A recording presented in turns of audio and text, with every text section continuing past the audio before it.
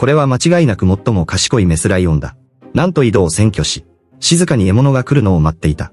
メスライオンは頭を上げ、周囲の物音に耳を澄ます。立ち上がるとそこにいたのはなんとゾウ。ゾウもまさか井戸のそばにライオンがいるとは思わず、一瞬固まった。だがメスライオンは攻撃する様子もなく、ゾウはゆっくり井戸へ近づく。メスライオンもゾウを恐れて身構える。動きがないとわかると、ゾウは水を飲み始め、勢いで水を地面にこぼす。